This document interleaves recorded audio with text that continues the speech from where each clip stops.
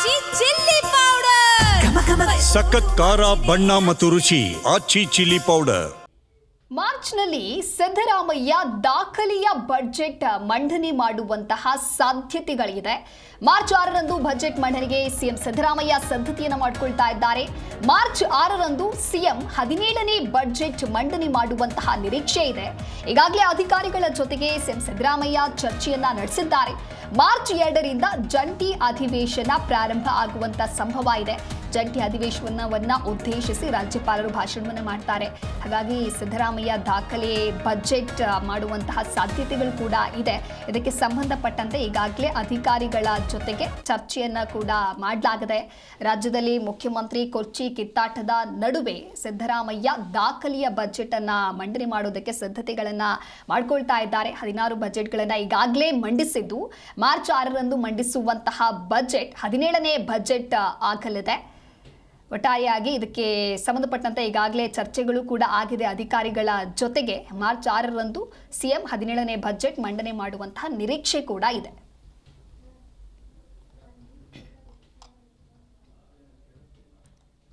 ಮಾರ್ಚ್ನಲ್ಲಿ ಸಿದ್ದರಾಮಯ್ಯ ದಾಖಲೆ ಬಜೆಟ್ ಮಂಡನೆ ಮಾಡೋದಕ್ಕೆ ಈಗಾಗಲೇ ಸಿದ್ಧತೆಗಳನ್ನು ಮಾಡಿಕೊಳ್ತಾ ಇದ್ದಾರೆ. ಮಾರ್ಚ್ 6ರಂದು 17ನೇ ಬಜೆಟ್ ಮಂಡನೆಯ ನಿರೀಕ್ಷೆ ಇದೆ. ಮಾರ್ಚ್ 2ರಿಂದ ಜಂಟಿ ಅಧಿವೇಶನ ಪ್ರಾರಂಭ ಆಗುವಂಥ ಸಂಭವ ಕೂಡ ಇದೆ. ಅಧಿಕಾರಿಗಳ ಜೊತೆಗೆ ಈಗಾಗಲೇ ಇದಕ್ಕೆ ಸಂಬಂಧಪಟ್ಟಂತೆ ಸಿದ್ದರಾಮಯ್ಯ ಚರ್ಚೆಯನ್ನು ಕೂಡ ಮಾಡಿದ್ದಾರೆ.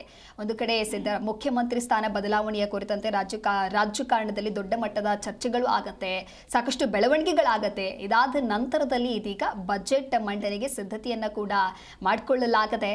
ಹಿಂದೆ ಮಾಡಿರುವಂತಹ ಬಜೆಟ್ಗೂ ಕೂಡ ಈ ಬಜೆಟ್ನಲ್ಲಿ ಯಾವ ರೀತಿಯಾದಂತಹ ಆದ್ಯತೆಗಳನ್ನು ನೀಡ್ತಾರೆ ಅಂತ ಕಾದು ನೋಡಬೇಕಿದೆ. ಇದಕ್ಕೆ ಸಂಬಂಧಪಟ್ಟಂತೆ ಮತ್ತಷ್ಟು ಮಾಹಿತಿಯನ್ನು ನೀಡಲಿದ್ದಾರೆ ನಮ್ಮ ಪ್ರತಿನಿಧಿ ರಾಜಪ್ಪ ದೂರವಾಣಿ ಸಂಪರ್ಕದಲ್ಲಿ. ರಾಜಪ್ಪ, ಮಾರ್ಚ್ನಲ್ಲಿ ಸಿದ್ದರಾಮಯ್ಯ ದಾಖಲೆ ಬಜೆಟ್ ಮಂಡನೆ ಮಾಡುವಂತ ಸಾಧ್ಯತೆ ಇದೆಯಾ? ಈಗಾಗಲೇ ಅಧಿಕಾರಿಗಳ ಜೊತೆಗೆ ಸಭೆಯಲ್ಲಿ ಏನೆಲ್ಲ ತೀರ್ಮಾನ ಆಗಿದೆ?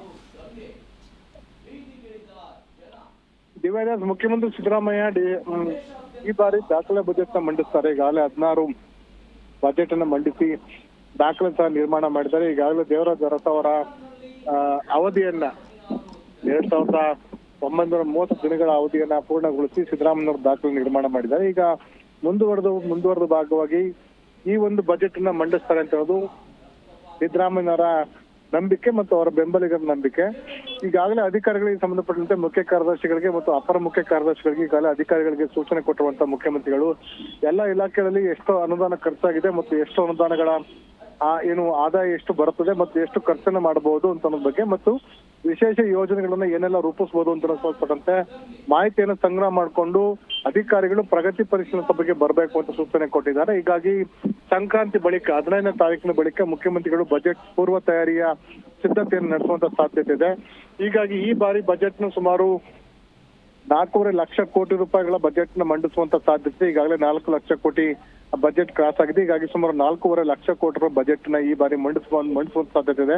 ಸುಮಾರು 60,000 ಕೋಟಿ 65,000 ಕೋಟಿ ರೂಪಾಯಿ ಈ ಒಂದು ಗ್ಯಾರಂಟಿ ಯೋಜನೆಗಳಿಗೆ ಅನುದಾನಕ್ಕೆ ಹೊಂದಿಸಬೇಕಾಗತ್ತೆ. ಉಳಿದಂತೆ ಹೆಚ್ಚುವರಿಯಾಗಿ ಈ ಬಾರಿ ಕೃಷ್ಣಾ ಮೇಲ್ದಂಡೆ ಯೋಜನೆಗೆ ಸುಮಾರು 72,000 ಕೋಟಿ ರೂಪಾಯಿ ಅನುದಾನ ಕೊಡ್ತೇವೆ ಅಂತ ಮುಖ್ಯಮಂತ್ರಿಗಳು ಈಗಾಗಲೇ ತೀರ್ಮಾನ ಮಾಡಿದ್ದಾರೆ. ಮತ್ತು ವಿವಿಧ ನೀರಾವರಿ ಯೋಜನೆಗಳಿಗೂ ಸಹ ಹೆಚ್ಚುವರಿ ಅನುದಾನ ಕೊಡುವಂತ ಅನಿವಾರ್ಯತೆ ಇರುವ ಕಾರಣಕ್ಕೋಸ್ಕರ ಹಣಕಾಸು ಸಂಪನ್ಮೂಲ ಕ್ರೋಢೀಕರಣ ಮಾಡುವುದು ಮುಖ್ಯಮಂತ್ರಿಗಳ ಸವಾಲಿನ ಕೆಲಸವಾಗಿದೆ. ಹೀಗಾಗಿ ಮುಖ್ಯಮಂತ್ರಿಗಳು ದಾಖಲೆ ಬಜೆಟ್ ನ ಮಂಡಿಸೋದ್ ಜೊತೆಗೆ ಹಣಕಾಸು ಸಂಪನ್ಮೂಲಗಳನ್ನ ಕ್ರೋಢೀಕರಣ ಮಾಡಲಿಕ್ಕೆ ಏನೆಲ್ಲ ಪ್ಲಾನ್ ಅನ್ನ ಮಾಡ್ತಾರೆ ಅಂತ ಅನ್ನೋದು ಮತ್ತು ಯಾವೆಲ್ಲ ಮೂಲಗಳಿಂದ ಹಣಕಾಸನ್ನು ತರ್ತಾರೆ ಅಂತ ಮತ್ತೆ ಈಗಾಗಲೇ ಕೇಂದ್ರ ಸರ್ಕಾರದ GST ಇಂದನೂ ಸಹ ಅನುದಾನ ಕಡಿತಾ ಇರೋ ಕಾರಣಕ್ಕೋಸ್ಕರ ರಾಜ್ಯ ಸರ್ಕಾರಕ್ಕೆ ಸುಮಾರು 15,000 ಕೋಟಿ ರೂಪಾಯಿ ಅನುದಾನ ಕೋತ ಆಗ್ತಾ ಇದೆ. ಹೀಗಾಗಿ ಆ ಒಂದು ಅನುದಾನವನ್ನು ಯಾವ ತರ ಸರಿದೂಗಿಸ್ತಾರೆ ಅಂತ ಅನ್ನೋದು ಮತ್ತು ಹೆಚ್ಚುವರಿ ಆದಾಯ ಮೂಲಗಳನ್ನ ಹೇಗೆ ಹೊಂದಾಣಿಕೆ ಮಾಡಿಕೊಂಡು ಬಜೆಟ್ ಮಂಡಿಸ್ತಾರೆ ಅಂತ ಅನ್ನೋದು ಸವಾಲಿನ ಕೆಲಸವಾಗಿದೆ. ಇನ್ನು ಮೂರನೇದಾಗಿ DCM DK ಶಿವಕುಮಾರ್ ಅವರು ಸಿದ್ದರಾಮಯ್ಯ ಯಾವುದೇ ಕಾರಣಕ್ಕೂ ಬಜೆಟ್ ಮಂಡಿಸಬಾರದು, ತಾವು ಈ ಬಾರಿ ಮುಖ್ಯಮಂತ್ರಿಯಾಗಿ ಬಜೆಟ್ ಮಂಡಿಸಬೇಕು ಅಂತ ಪ್ರಯತ್ನವನ್ನು ಅವರು ಸಹ ಮುಂದುವರಿಸಿದ್ದಾರೆ. ಹೀಗಾಗಿ 15ರ ಬಳಿಕ ಇನ್ನು ಸಂಕ್ರಾಂತಿ ಬಳಿಕ DCM DK Shivakumar CM Siddaramaiah Delhi ತೆರಳಿ ರಾಹುಲ್ ಗಾಂಧಿ ಅವರು ಭೇಟಿ ಮಾಡಿ ಬರ್ತಾರೆ. ಅದಾದ ನಂತರ ಈ ಒಂದು ಬಜೆಟ್ ಪ್ರಕ್ರಿಯೆ ಆರಂಭವಾಗುತ್ತೆ. ಆದ್ರೂ ಸಹ ಮುಖ್ಯಮಂತ್ರಿ ಸಿದ್ದರಾಮಯ್ಯವರು ನಾನೇ ಬಜೆಟ್ ಮಂಡಿಸ್ತೇನೆ ಅಂತ ವಿಶ್ವಾಸವನ್ನ ವ್ಯಕ್ತಪಡಿಸ್ತಾರೆ. ಹಿನ್ನೆಲೆಯಲ್ಲಿ ಅಧಿಕಾರಿಗಳಿಗೂ ಸಹ ಸೂಚನೆ ಕೊಟ್ಟಿದ್ದಾರೆ. ಈ ಒಂದು ಪ್ರಕಾರ ಮಾರ್ಚ್ 2ನೇ ತಾರೀಕು ಜಂಟಿ ಅಧಿವೇಶನ ರಾಜ್ಯಪಾಲರು ಈ ಒಂದು ಉಭಯ ಸದನಗಳು ವಿಧಾನಸಭೆ ಮತ್ತು ವಿಧಾನ ಪರಿಷತ್ನ ಉದ್ದೇಶಿಸಿ ಭಾಷಣವನ್ನ ಮಾಡ್ತಾರೆ. ಹೀಗಾಗಿ ಮುಖ್ಯಮಂತ್ರಿ ಸಿದ್ದರಾಮಯ್ಯ 6ನೇ ತಾರೀಕು ಬಜೆಟ್ ಮಂಡಿಸಬೇಕು ಅಂತ ತೀರ್ಮಾನ ತೆಗೆದುಕೊಂಡು 6ನೇ ತಾರೀಕು ಶುಕ್ರವಾರ ಆಗತ್ತೆ. ಅದ್ರ ಮರುದಿನ ಹೋಳಿ ಹಬ್ಬ ಬರ್ತದೆ. ಹೀಗಾಗಿ ಹೋಳಿಯ ಮುಂಚೆನೆ ಈ ಒಂದು ಬಜೆಟ್ ಮಂಡಿಸೋದ ತೀರ್ಮಾನವನ್ನು ಸಿದ್ದರಾಮಯ್ಯ ಕೈಗೊಂಡಿದ್ದಾರೆ. ಆದ್ರೆ ಸಿದ್ದರಾಮಯ್ಯವರ ಆಶಯವನ್ನ ಈಡೇರುತ್ತಾ ಇಲ್ವಾ ಅಂತ ಅನ್ನೋದು ಮುಂದಿನ ದಿನಗಳಲ್ಲಿ ಕಾದು ನೋಡ್ಬೇಕಾಗತ್ತೆ. ಒಟ್ಟಾರೆಯಾಗಿ ಈ ಬಾರಿ ಸಿದ್ದರಾಮಯ್ಯ ಮತ್ತೊಂದು ದಾಖಲೆಯನ್ನ ಬರೀಬೇಕು ಅಂತ ತೀರ್ಮಾನ ಕೈಗೊಂಡಿದ್ದಾರೆ. ಅದು ಎಷ್ಟು ಮಟ್ಟಿಗೆ ಸಾಧ್ಯವಾಗುತ್ತೆ ಮತ್ತು ನಿಜವಾಗ್ಲೂ ಸಿದ್ದರಾಮಯ್ಯಗೆ ಈ ಬಾರಿ ದಾಖಲೆ ಬಜೆಟ್ ನ ಮಂಡಿಸ್ಲಿಕ್ಕೆ ಅವಕಾಶ ಸಿಗುತ್ತಾ ಅಥವಾ ದಾಖಲೆ ಬಜೆಟ್ ನ ಮಂಡಿಸ್ತಾರಾ ಮತ್ತು ಒಂದ್ ವೇಳೆ ದಾಖಲೆ ಬಜೆಟ್ ಮಂಡಿಸ್ತಾರೆ ಯಾವೆಲ್ಲ ಯೋಜನೆಗಳನ್ನ ಕೊಡ್ತಾರೆ ಅಂತ ಅನ್ನೋದು ಸಹ ಕುತೂಹಲಕ್ಕೆ ಕಾರಣವಾಗಿದೆ. ದಿವ್ಯಾದಾಸ್. ಓಕೆ, ಥ್ಯಾಂಕ್ ಯು ರಾಜಪ್ಪ ನಿಮ್ಮೆಲ್ಲ ಮಾಹಿತಿಗಾಗಿ.